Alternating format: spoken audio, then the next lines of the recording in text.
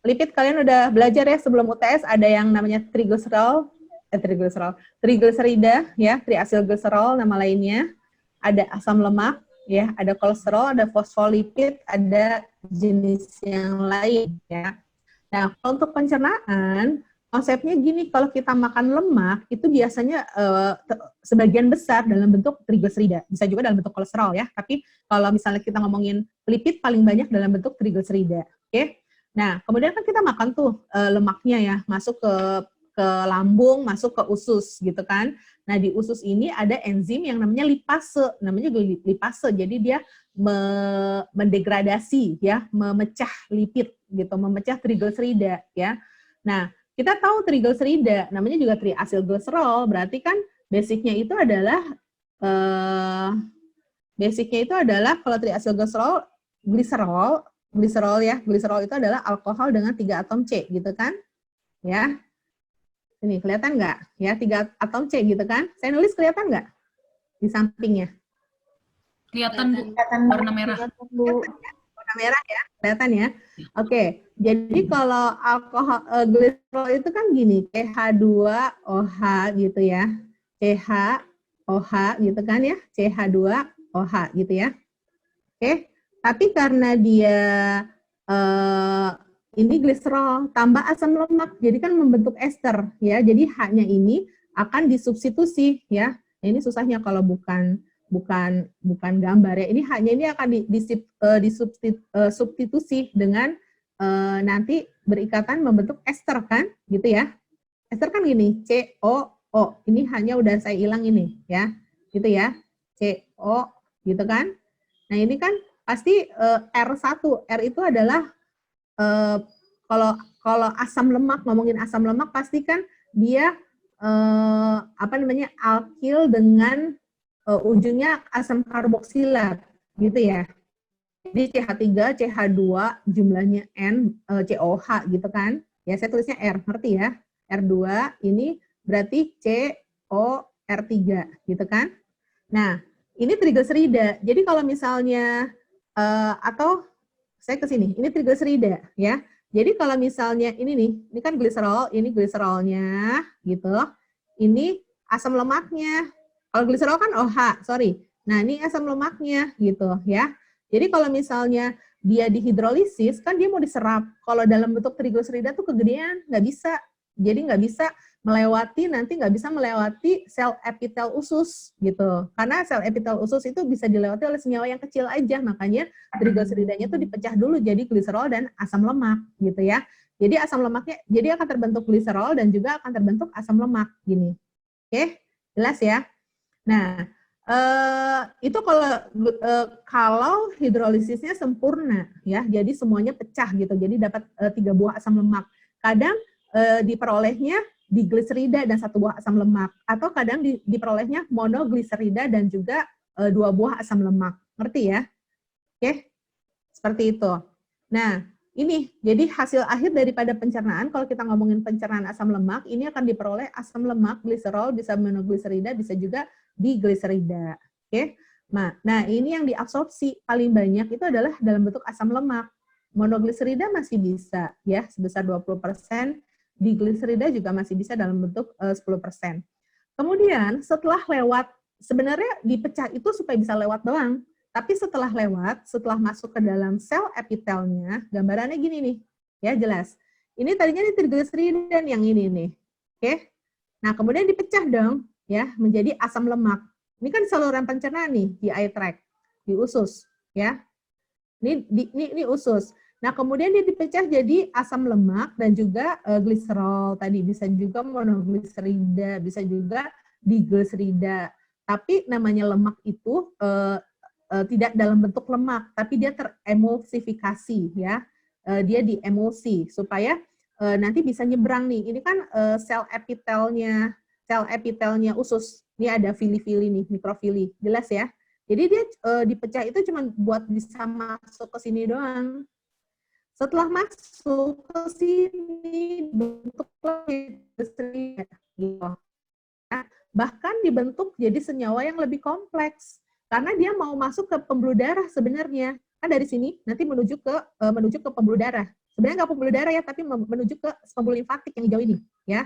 Nah, kalau mau ke pembuluh limfatik, dia nggak bisa dalam bentuk lemak, karena trigliserida kan masih lemak. Dia harus berkonjugasi dengan protein. Nanti di dalam badan Golgi itu akan ada protein yang berikatan dengan trigliserida membentuk yang namanya kilomikron. Nih, kilomikron, ya. Jadi kilomikronnya ini yang akan masuk ke pembuluh limfatik.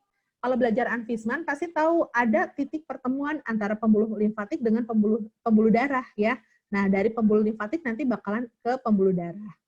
Nah, di pembuluh darah ini nanti dia akan menuju ke hati, gitu ya.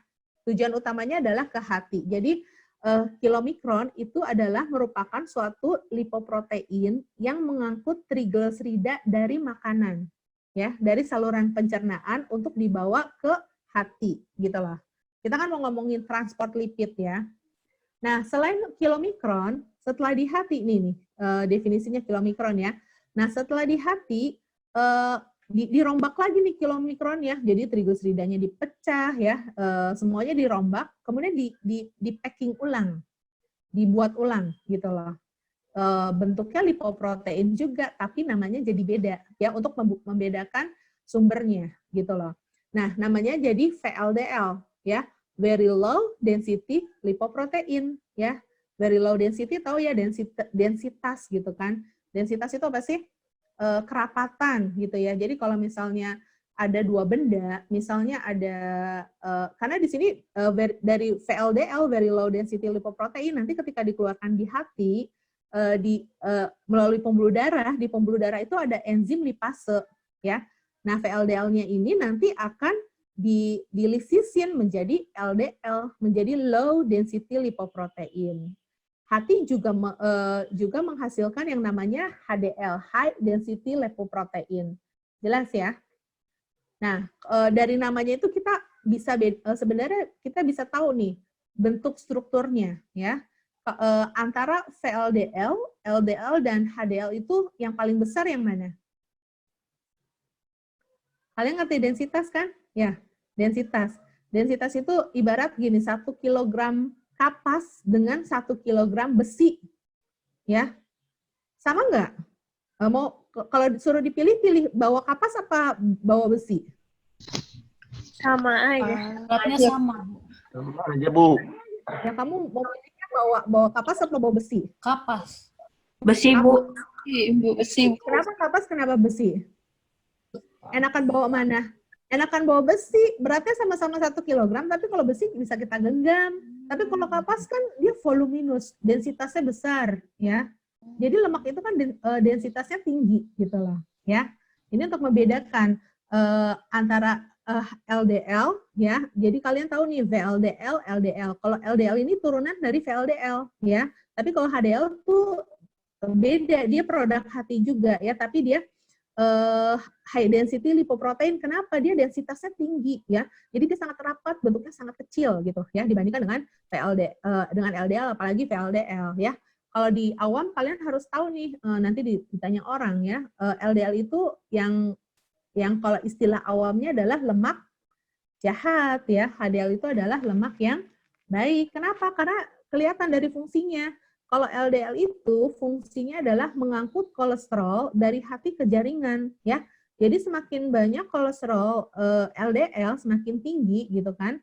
Jadi banyak nih kolesterol di dalam darahnya. Sementara kalau HDL, ya, fungsinya adalah mengangkut kolesterol dari jaringan ke hati sebaliknya. Jadi dia kayak ngebersihin gitu. Kalau ada kolesterol di jaringan diambil, ya, supaya tidak mengganggu metabolisme gitu ya. Nah ini sebenarnya kalau ngomongin lipoprotein antara kilomikron, VLDL, LDL dan HDL komponennya sama, semuanya ada proteinnya, semua ada kolesterolnya, semua ada fosfolipidnya, semua ada trigliseridanya. Yang bedanya komposisinya ya. Kalau komponennya sama, komposisinya beda. Kalau kilomikron paling banyak apa? Paling banyak adalah trigliserida. Gitu loh, karena emang fungsinya mengangkut trigliserida dari makanan, dari saluran pencernaan ke hati. VLDL juga demikian, paling banyak apa? Paling banyak pasti trigliserida, ya, karena fungsinya tadi mengangkut trigliserida, tapi bukan dari saluran pencernaan, dari hati ke jaringan, ya. Nah, kalau LDL ya fungsinya dia mengangkut, tapi mengangkut kolesterol. Ini komponen yang merah ya, kolesterol, ya. Sementara kalau HDL karena dia mengangkut kolesterol dari hati ke jaringan. Kalau HDL paling banyak apa? Dia paling banyak protein, ya. Justru karena dia nanti fungsinya untuk mengangkut kolesterol dari jaringan ke hati, gitu. Kira-kira ya. Itu untuk transport lipoprotein, ya. Jadi saya harap sampai sini bisa mengerti, ya. Jadi nggak sekedar menghafal tapi tahu, ya, dikaitkan antara struktur dengan fungsinya.